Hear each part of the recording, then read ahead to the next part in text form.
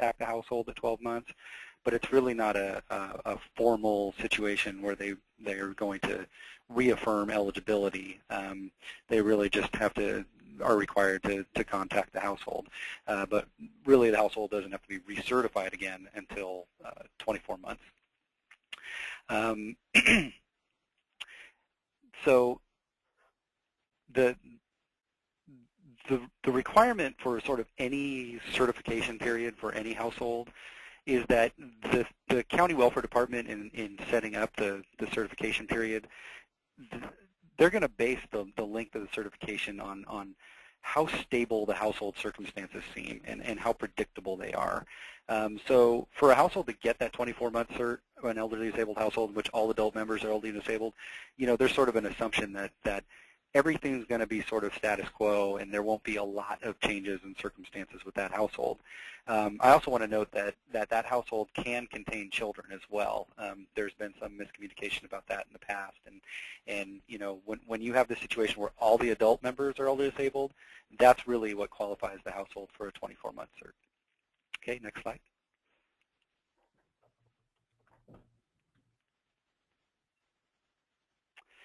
So elderly and disabled households are the only households that are allowed to claim medical expenses. Other households that don't claim at least one elderly or disabled individual cannot claim medical expenses, but these households can. And they can claim any medical expenses in excess of $35 per month. And it's a straight, that amount over $35 is a straight deduction from the household's gross income.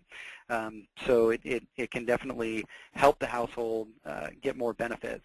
And when you think about what Dave mentioned earlier about the household's gross test being waived, but they still have the net test and the resource test, well, in order to get down to the net test, this is one of those things that really helps those households. So for households that have very high medical costs and very high share of medical costs, they could actually see a lot of their income come off and put them down into a range where they'll be eligible for benefits.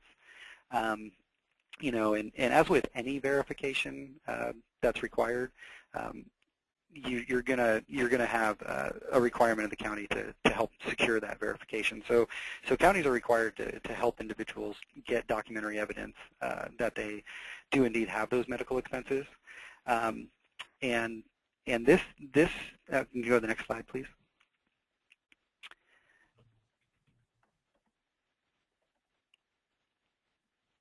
So with this type of verification, it's got to be documentary evidence or collateral contact. With some verification in the CalFresh program, self-certification is allowed, but this is not one of them. They really need to have some sort of corroboration that there is indeed this cost to the household in order for the household to claim it. But it's not a verification that's going to impact eligibility. They just won't be allowed the deduction. So you're going to continue to process the case as the county with or without the verification of medical expenses. Next slide.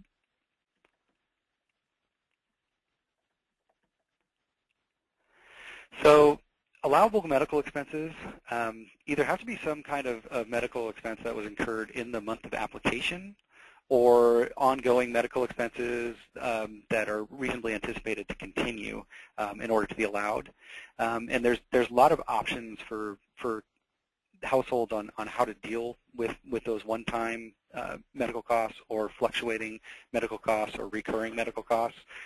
They can average fluctuating medical expenses over the certification period, and things that are billed less often than monthly can be averaged over the certification period, provided that they're averaged over the interval that they're scheduled between the scheduled billing. So if I had some sort of treatment that I was receiving and I got that treatment every 4 months, I could average the expense for that treatment over that 4-month period, have the treatment again, and then average over the next 4-month period. As long as that can all be reasonably anticipated, the county welfare worker would be able to set up the case that way.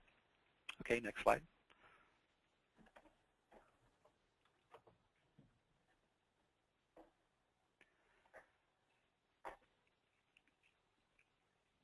So as I just said, got ahead of myself there, that if you had something that was intended to cover a particular period of time, you could have that averaged over that time.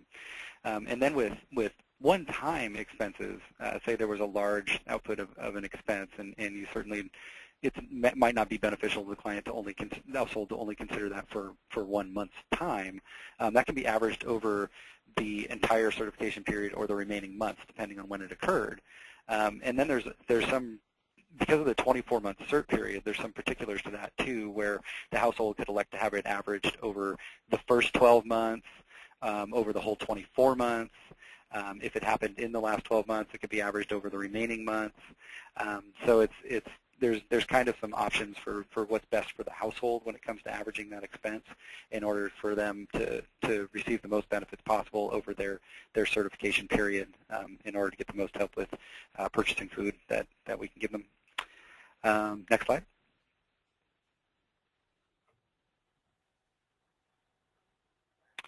So allowable medical expenses include a pretty large laundry list of things that folks can claim, and that's medical and dental care, and if they need dentures or if they need other things like hearing aids, meals if they have an attendant that helps them, and the cost of maintaining an attendant to help them in cases of infirmity, cost of transportation, which if I had to drive somewhere to a particular hospital or center to have a particular type of treatment, I could claim the cost of that transportation and the lodging to stay there if it's not at the place or part of the, if it was included in the whole bill, then I would just claim the whole bill. But if there was separate lodging that I needed to claim as well as the medical treatments themselves, and then things as common as eyeglasses or contact lenses can be claimed.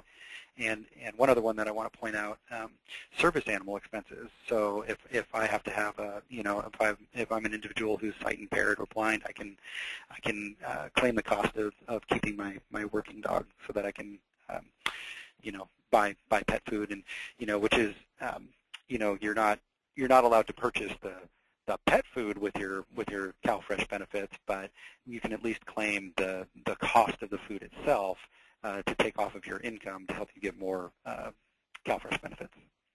Okay, next slide.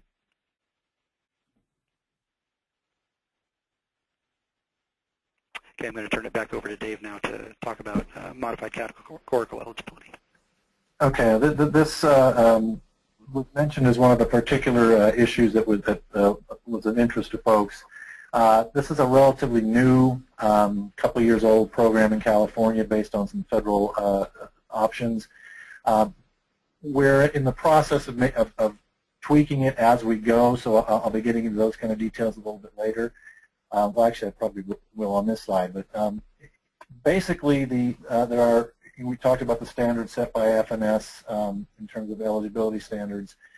One of those being resources, assets that households have access to. For non-elderly disabled households, that limit is $2,000. For elderly or disabled households, that limit is $3,250. It was recently raised from $3,000, I believe, sometime last year. So the limit for resources for an elderly or disabled household is $3,250. However, FNS allows something called broad-based categorical eligibility, which we have kind of tweaked a little bit and called modified categorical eligibility here in California.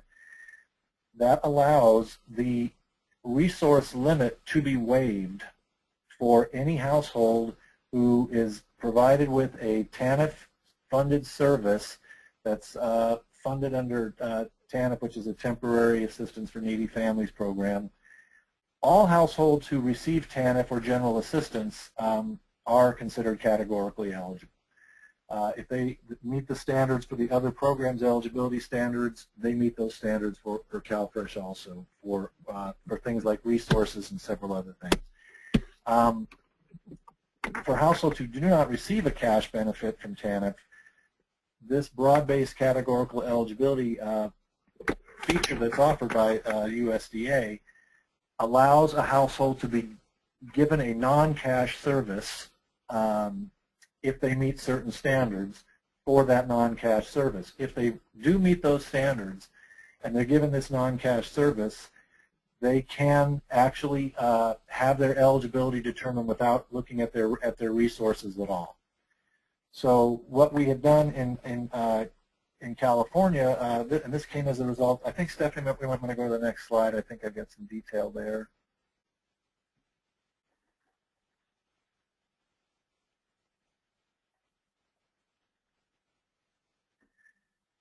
Yeah.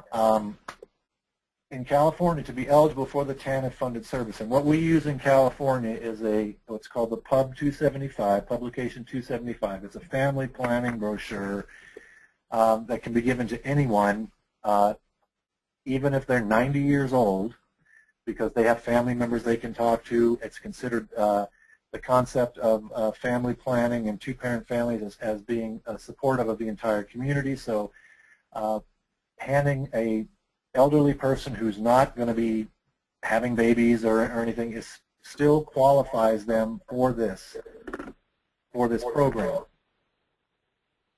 The household's income, coincidentally, because of some budgetary considerations, when this was first put into effect in California, we established the gross income limit for the TANF-funded service at 130% of the federal poverty level, which is coincidentally, well, not really coincidentally, but it's the same limit as for the CalFresh program itself, the gross income limit. So it's a little confusing, but those are disparate standards. If a household walks in, someone walks in and to apply for CalFresh, and they are otherwise eligible for the program, that is to say that they have their household composition as such, they live in the county in which they're applying, they meet all of the standards of eligibility, including income. If their resources are over the limit, $2,000 for a regular household, $3,250 for an elderly disabled household, and they're handed this brochure, they can now become considered modified categorically eligible, and they can receive CalFresh benefits even though they have resources that exceed the limit because the resource limit no longer applies to them. We are in the process of, and hopefully we'll have this letter out within the next week or so, of increasing the gross income limit for that TANF-funded service, the Pub 275, to 200% of the federal poverty level for elderly and disabled households. That is the maximum amount that USDA will allow us to go to. So an elderly or disabled household, if you come in and apply, be at 190% of the FPL. And since they don't have a gross income limit applied to them for the CalFresh program itself, they'll qualify for modified categorical eligibility, and even if their resources exceed the maximum, which for E&D households is $3,250, they will be eligible for the program. Okay, next slide. I'm assuming I'm going to get a few questions on NCE. The restaurant meals program, that's also a federal option that enables homeless, disabled, and elderly households who use their benefits to purchase meals at participating restaurants. CalFresh benefits normally can only be used to buy food at grocery stores, farmers markets, seeds, things like that. You cannot buy prepared meals. The RMP, as I said, is an option that the feds allow, and I think we're one of only 4 states that do it, and in California we are by far the largest in the country. This allows folks to go into, if they are homeless, if they are disabled, or they are elderly, they can go into a participating restaurant in the county that they live in, or actually in the county that they don't live in if that county participates in the RMP, and they can buy a prepared meal. Right now we have the counties listed: Alameda, Los Angeles, Sacramento, San Diego, San Francisco, San Luis Obispo, Santa Clara, and Tuolumne counties have implemented the RMP in California. Tuolumne County is still considered part of the program, although the one restaurant that they had that was participating is no longer participating. If we can go to the next slide, please. As I said, we're one of the only 4 states in the nation that providing counties with the option to operate a restaurant meals program. The 8 participating counties contain approximately 47% of the state's caseload, so we're getting to a lot of these folks. And some of the bigger counties, as you saw, Los Angeles, San Diego, which just came up. LA County alone has over 1,200 restaurants participating in a big waiting list. They found that this is a really productive program, especially for folks who don't have regular cooking facilities. They can go out, go to a Subway sandwich shop or something in their neighborhood, buy a couple of sandwiches. They've got food for the day. They don't have to hassle with cooking if that's a problem for them because of their disability or their age. And certainly for homeless people who clearly, in most cases, would not have any kind of regular storage capability for food or cooking capability. LA County alone, just as an aside, is bigger than the rest of the country's restaurant meal programs combined. Okay, next slide. And I think we're going to go back to Ryan to talk about the recertification interview waiver and some other new waivers what we've been submitting to FNS. Okay, this is Ryan again. So, yeah, we've sort of over the last about year, almost year and a half now, the department in collaboration with our stakeholders and you know, excuse me, with our stakeholders have been embarking on an endeavor to modernize our program and to streamline it. And that effort is called the CalFresh Refresh. And this slide is about one of the policy proposals that came out of the CalFresh Refresh, and that was to sort of give our elderly and disabled households a little more flexibility and a little more ease with dealing with the program. You know, there's always bureaucracy involved in any means-tested public program, but this waiver here, you know, we looked into doing in order to give these households sort of an easier chance, an easier time of recertifying when their certification period ends. And the waiver request was actually recently approved. And what the waiver allows us to do is to waive the required interview.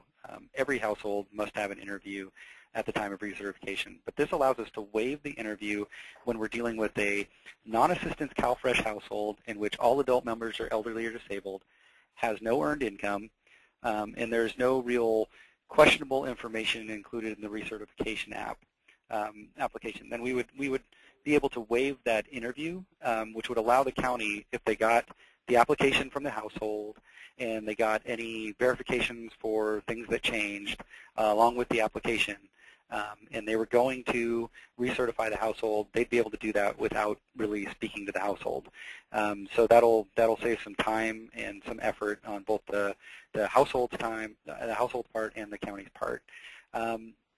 Just want to mention too, it's not included in the slide here, but if the information provided in the household would indicate that that elderly and disabled household was no longer eligible to benefits, they would, the county would be required to still have an interview before the household was discontinued from benefits. And that's kind of an important distinction there, so that, you know, no negative action would really be taken against the household without speaking to the household. And also that households can request an interview if they still want to come down and talk to the county welfare department. And I think that's it for our presentation.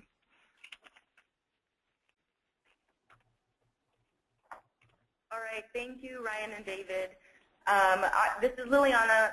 Sorry, there was some technical issues earlier on. I just wanted to let everyone know that we will be taking question and answers only through the question pane on the screen. So if you have any questions for Ryan and David, please make sure to type them in, and I'm going to read them off. And we're going to be doing that for about 10 minutes. And then we're going to be hearing from Amanda from the San Diego Hunger Coalition, and she's going to be talking to us about 20 ideas for senior outreach. Okay, so one of the first questions, it says, what if a senior owns a house? So how does this affect eligibility for CalFresh if a senior owns a house? This is David. The home is an exempt asset. It's not considered part of their that's one of the misconceptions that folks have, and that part of why our participation rate among seniors is relatively low in California is they're under the impression that if they own a home, they don't qualify for the program. That is not true. The home is exempt. Yeah, resources typically include, liquid cash and bonds and things like that. It doesn't include homes, as David said. Yeah, vehicles are exempt, homes. Vehicles are exempt, yeah. But again, through our modified categorical eligibility program, we can make even the majority of other resources exempt too. Great. So this is a question about Medi-Cal eligibility in CalFresh. The question is, do Medi-Cal eligibility workers screen people for CalFresh if they are applying for the Aged and Disabled program or the Medicare Savings Program? This is Ryan, and I just want to throw out the caveat. We are not Medi-Cal, so it's not appropriate to answer questions about Medi-Cal eligibility. A whole different department. Yeah, and I do know that we have a law for CalFresh that we consider an application for CalFresh an application for Medi-Cal, and the county would sort of take some actions because of that. I do not believe that is reciprocated in the other direction, but again, I can't really answer policy for Medi-Cal issues. It's not, but let me just point out another current event. There's currently a piece of legislation pending, AB 191 from Assemblyman Bocanegra, which would require that it would state that any household receiving Medi-Cal who had up to 200% of the federal poverty level would become categorically eligible for CalFresh through our modified categorical eligibility program. So there are some efforts to tie the programs together right now in terms of some legislation that's pending. And I also want to just mention real quick that I think everybody's aware that there's a lot going on with the implementation of the Affordable Care Act and how it's going to impact not only healthcare programs, but programs our department administers and programs that other departments administer that serve the same populations. And the folks who do administer Medi-Cal in California, they're up to their eyeballs in trying to get ACA implemented. But there is sort of, as part of the Affordable Care Act, the thought of horizontal integration and interoperability between different programs and systems to improve the service delivery for these multiple types of programs that a lot of these households are in receipt of. So there will be more effort on this in the future, but there is a lot up in the air and a lot going on right now in order to get the Affordable Care Act implemented. So, there will be changes coming, though, to sort of how we view eligibility and processing applications and renewing eligibility for households over a myriad of programs that cross. Great, thank you. So more of another eligibility question. At what age is someone considered a senior for the CalFresh program? That's 60 years or older. Okay. And then we had a question about apparently some counties are counting seniors' assets to determine whether they are eligible. Can you guys speak a little bit more about this? Okay, and this kind of crosses into something Dave was talking about with modified categorical eligibility. But here's, on the slide that Dave was talking about, where, right now we're at 130% for the TANF-funded service, and we're trying to get guidance out there for the counties to go to 200% of FPL for the TANF-funded service. If somebody were over that limit and could not have MCE conferred on that household, then we would look at their assets. The county would have to look at their assets and all other factors of eligibility to determine if the household is eligible.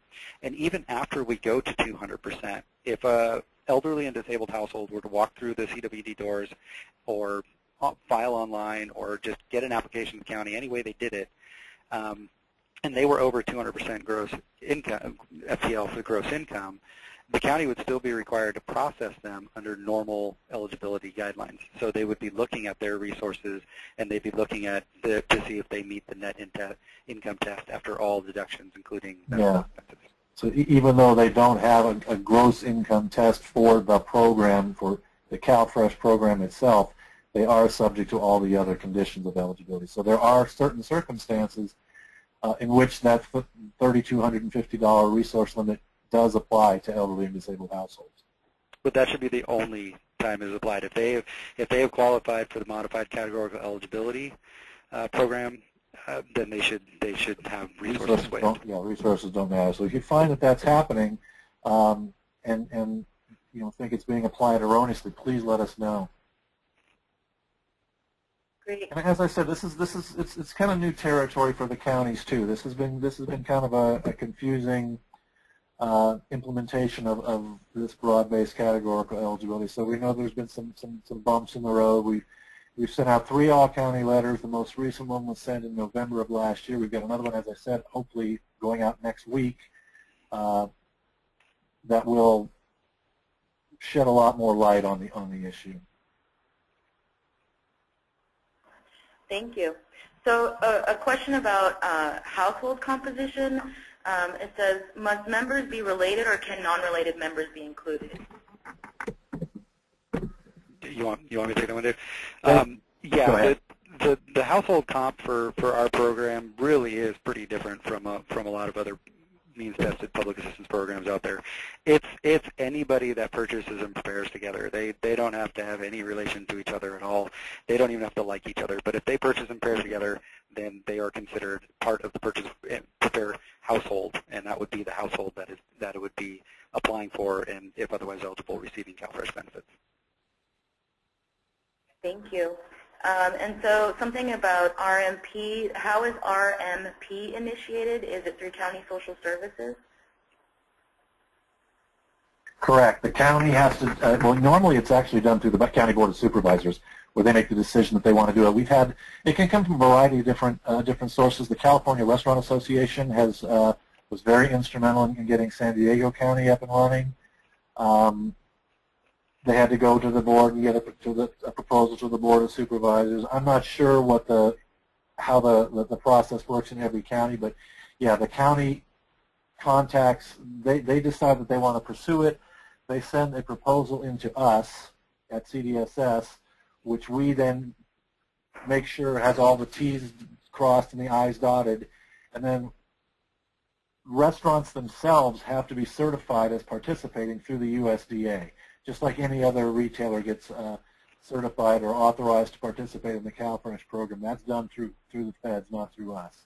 But the county makes the decision that they want to pursue the program, and then going through us as the liaison to USDA and through their restaurants, that's how the program's been running. There is a lot of interest in the California Restaurant Association in expanding the program, and even though we can't formally partner with them because they're coming at it from a different perspective. Clearly, they're coming at it from it's an opportunity to expand their businesses, but they have been very helpful in several counties, getting other counties up and running too, and encouraging the Board of Supervisors to participate. Thank you. So this is more about other agencies being able to help register people for CalFresh. Currently or in the future, will the Social Security Administration be doing anything to register seniors for the CalFresh program? We have had quite a few conversations over the years with Social Security in that very regard. In fact, the USDA for a few years was allowing pilot projects, and I can't remember what they were called, but where it was a joint application. People would go into Social Security and they would be applying for SNAP at the same time. We have had no luck with Social Security in California. They have staffing issues. I haven't, and I don't believe Ryan has been involved in that effort, other than very peripherally. But right now, no. They do not. They are not compelled, and they do not take applications in Social Security offices for CalFresh. Thank you. So a question Is self-certification of medical expenses allowable, seeing that most seniors don't keep their medical receipts? No, as you know, I think that was on one of the slides back there. It's not, but collateral contact is. So, you know, contact with the doctor's office or something along those lines, whoever's providing the treatment, is allowable. It's kind of the case with a lot of verifications that are deductions and that result in individuals getting more benefits. You know, we have pretty loose rules around verifications, really, compared to some other programs I've had knowledge of before. But you know, FNS still, you know, USDA is not going to put out regs there that are going to sort of, you know, be too loose when it comes to things that will result in a lot more benefits. So it's just one of those ones where you either have the documentary evidence or you can get a collateral contact. I mean, the collateral contact could even be the pharmacy they pick the medicine up at. I mean, it's just, you know, they have to be able to verify it through a third party if the household themselves doesn't have the documentation available. Great. So we have time for maybe 2 more questions, and so there's a few about, it seems like they're more about resources, so I'm going to kind of combine them. What if a senior owns an RV and it's used as their primary residence, or if they own multiple vehicles? Does this affect their eligibility, and how? It does. It does not. Those are all exempt resources. Mm-hmm. Great. So this is more of a tricky question. If there is a senior and a disabled person in the household, and one of those is receiving SSI benefits, will that household be considered elderly or disabled, even if that person is not eligible for CalFresh due to the SSI benefit? That is kind of a tricky one, but if I heard the question right, you have an elderly person and a disabled person, right? Yes. So yeah, I mean, they would still be treated as an elderly and disabled household, but if the only individual who met the definition of elderly or disabled was the person on SSI, as an excluded member of the household, I do not believe that they do, and that's yeah, that's only because California, being the only state that's a cash-out state and does not serve SSI recipients, because of our SSP payment that's given to SSI recipients. That includes a food assistance payment within the SSP payment, so that precludes them from receiving CalFresh in California. Okay, thank you. And so one final question before we move to Amanda. Would someone or a senior be eligible if they own a small business? Absolutely. Again, self-employed individuals, people who own businesses, whether you're an employee of a wage earner or whatever, your eligibility is determined based on your income. So the owning of a business, it's just like anything else. We would look at what the cost of operating that business is. We would come down to through the calculations to a net income figure and or a gross income figure, and if that household, that applicant met those standards, absolutely they would be eligible. Yeah, and in that case, they would be able to either take the 40% disregard of self-employment income for expenses or actuals for expenses, and because they're an elderly and disabled household, they'd be able to claim excess medical expenses as well. For self-employment, but if someone's owning a business and has employees, then that would be different. That's different. Then their employee payroll and so on, it comes off of the business's operating income, and you still come down to the standards of eligibility. Do they meet those maximum limits or not? Right. But absolutely, yeah, the owning of a business does not preclude someone from being eligible. Great. Thank you to David and Ryan for a really insightful presentation, and thank you for all of the questions. We're going to move on to Amanda Schultz from the San Diego Hunger Coalition now, and she's going to be presenting 20 and 20, or 20 in as many minutes as we have left, some ideas for outreach to seniors. Okay, this is David. I'm going to sign off. I appreciate the opportunity, and thank you very much. Thank you, David. Hi, all. Can you guys hear me? Yes. Oh, great. Okay. So my name's Amanda. I work with the San Diego Hunger Coalition, and we're going to try something new this afternoon for those of you who are able to go to FRAC this past year, they have a fantastic interactive presentation where they actually get everybody in the audience involved and do 30 ideas in 30 minutes. And I think we also did this at peer-to-peer.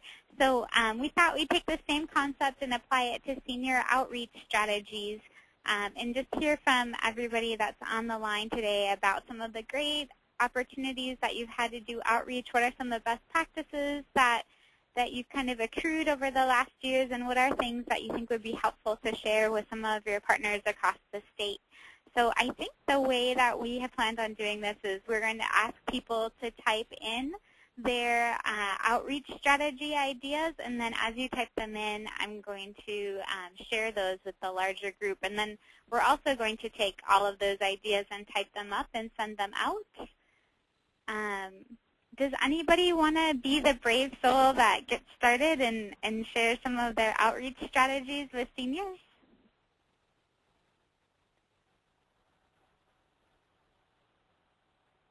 I don't see anything coming in. Or maybe, I'm not sure if I'm able to see everything that comes in.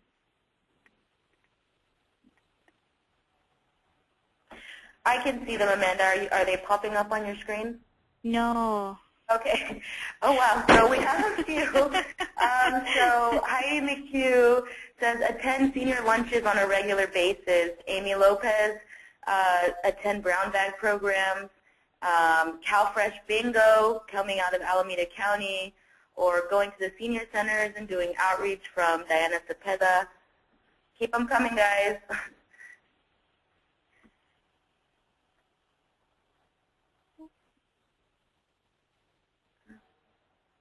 Attending a lot of health fairs that are directed at seniors. Going to do outreach at senior apartment complexes or housing sites.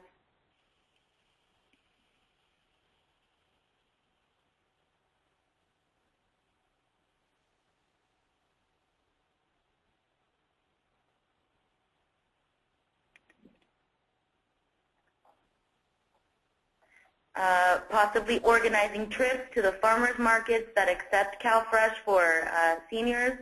That sounds like a really good one. Hanging, oh gosh, they're coming in really quickly. I can't even read them. Hanging door hangers at senior apartment complexes. Let's see. Collaborating with AARP. That's something that, it's a new project for the Food Bank of SBC, Santa Barbara County.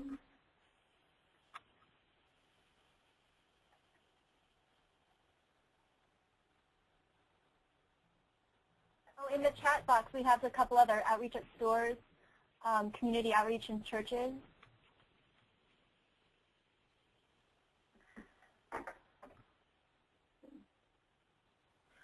Working with the foster grandparent program or outreaching at churches and senior nutrition programs.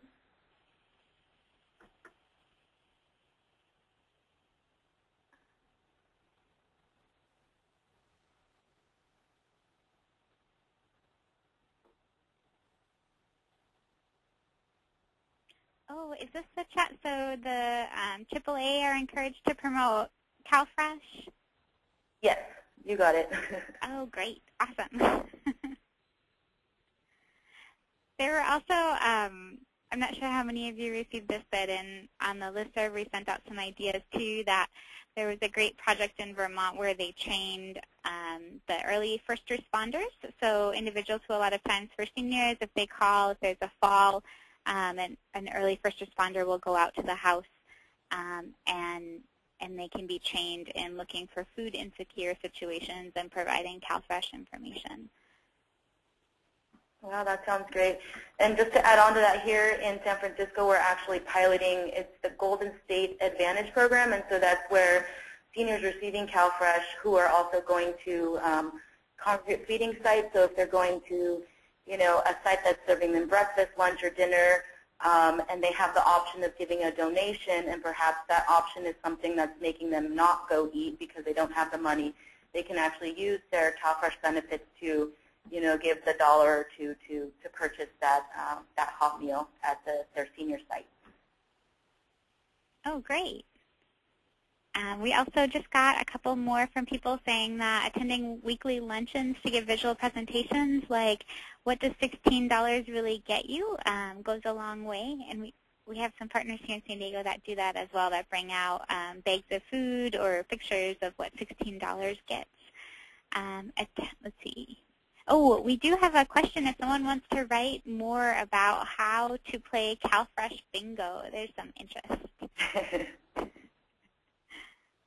That's Liz Gomez. Liz, if you can type in some directions for CalFresh bingo, everyone would really appreciate it.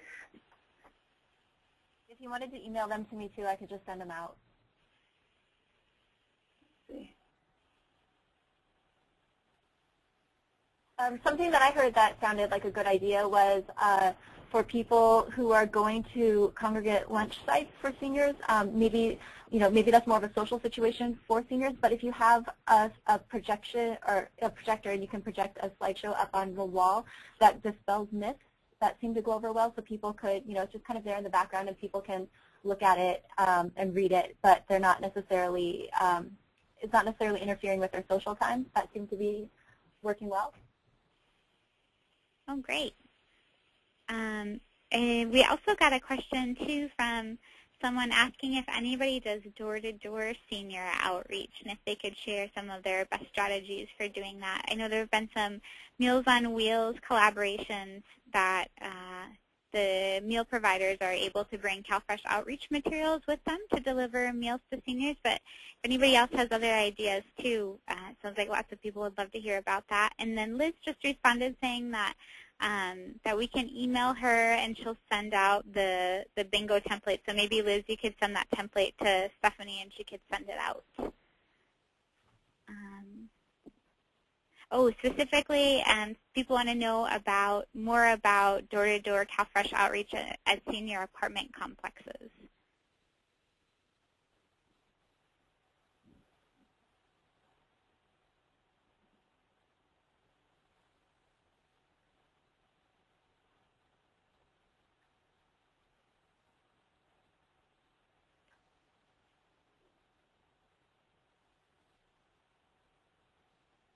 Any more ideas?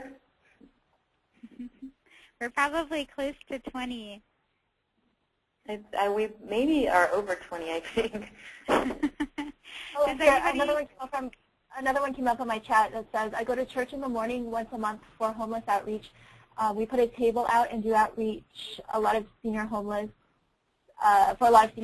people, it's a breakfast place.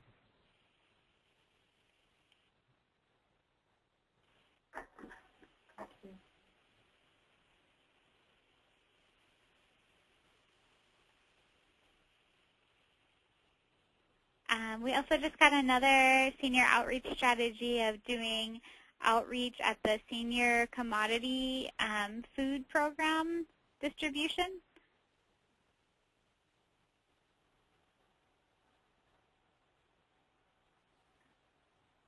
We actually have a new project that's going to hopefully get started here in San Diego, where we're going to be partnering with a local food bank and public health nurses, so that at the senior commodity food distribution there'll be a public health nurse, someone to provide food, and then another person to sign them up for CalFresh outreach.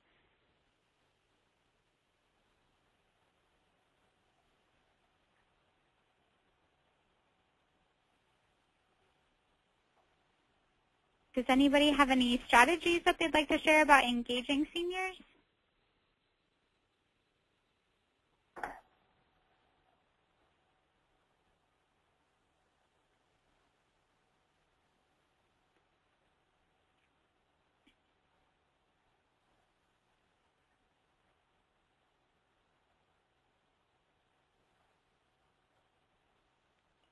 Okay, well, I think we've definitely reached our 20 ideas. We'll make sure that we type these up and get them sent out.